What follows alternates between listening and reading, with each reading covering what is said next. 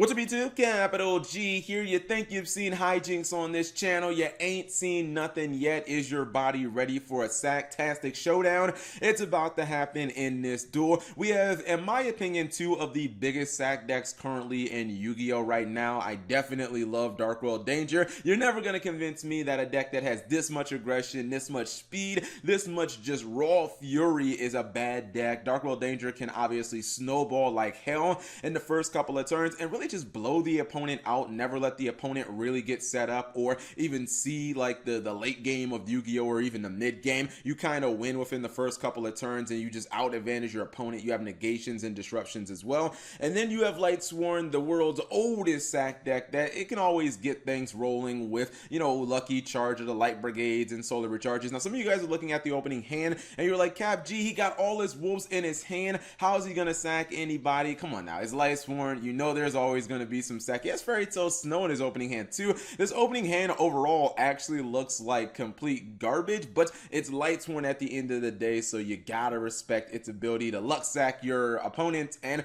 really just win duels you shouldn't win. Now, he's going to open up pretty mediocre. He does get a Fearless for his trouble, so that's a +1, but if you're giving Danger Dark World basically a metaphorical open field, even though he has monsters on board, and you're not really having any disruption, this is essentially what you're bargaining for. You can see he's running some of the new Danger cards, and he's just kind of powering through right now. So much speed, and the deck it's really a fast deck. You can see right here, I think he's going to have 5 monsters on board, trades 4 of them in for Saryuja Skull Dread. When a deck can do that, consistently drop 4 cards or 5 monsters on the board like it's nothing and still have cards in the hand, that's pretty good. Now right here, this was a key disruption. He has the Fairy Tale Snow, and he actually is going to put the Leviair, the Sea Dragon, face down. If he would have been able to get that Leviair off, this could have gotten really bad really quickly. At the same time, he gets a Giant Rex as well, so this is really good for him because he got 2 monsters. Now he is going to lose basically all of them, but he didn't get the Leviair off. That's the point that I'm trying to make. Let's see what Dark World, or excuse me, Lightsworn is going to do. And now he goes for Aluminum.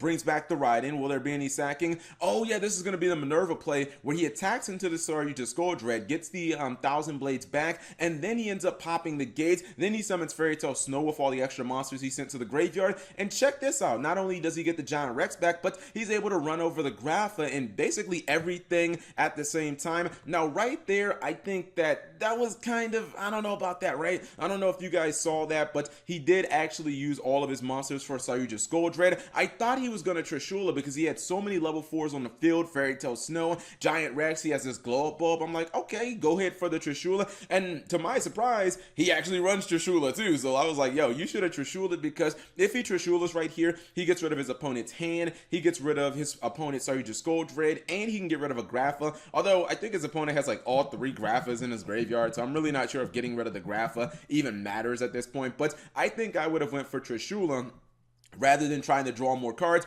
but he is able to put wolves back in his deck, so maybe he's going for that sack play. I guess that's a possibility. Overall, he does go for a couple more Link monsters, does not use Cerberus's effect, but his opponent top deck Soul Charge. He says, Cap G, I will not be outsacked, and he got 8,000 light points. He ain't worried about nothing, man. This guy says, I'm gonna pay 5,000 Cap. I got money to blow, and at this point, you know that Dark World are looking for the comeback. He has 3 Graphas, trades them in for Firewall Dragon.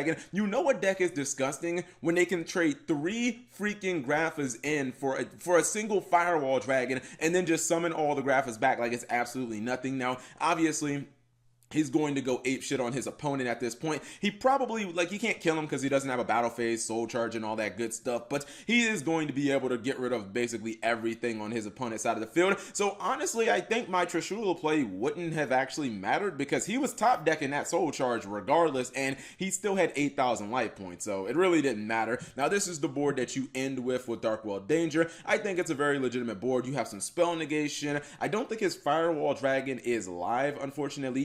You know, he has a Monster Reborn.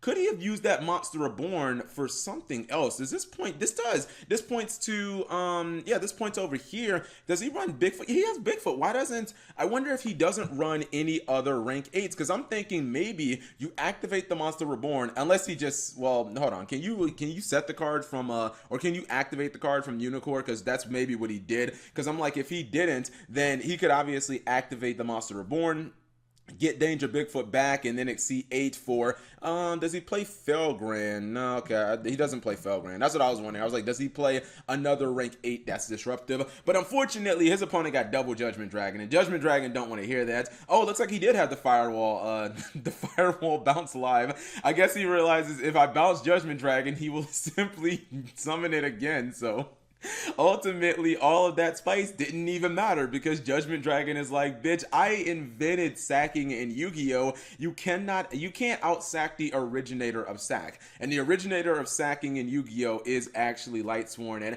Judgment Dragon is the boss monster for Lightsworn. So, yeah, I didn't know who was going to win that duel until the very end, but it is what it is, and sometimes that's just what you get. I think that Danger Dark World should run Felgrand in the deck because he would have been able to negate the effect of Judgment Dragon, but I'm thinking it wouldn't have mattered because he had a second Judgment Dragon. So yeah, I don't know if that would have actually mattered. Anyways, hopefully you guys enjoyed that nice little short sacky duel. If you did, give the video a thumbs up. Thank you guys for watching. As always, subscribe if you have not already. Turn on that notification bell for daily videos and check out these other videos I think you'll enjoy.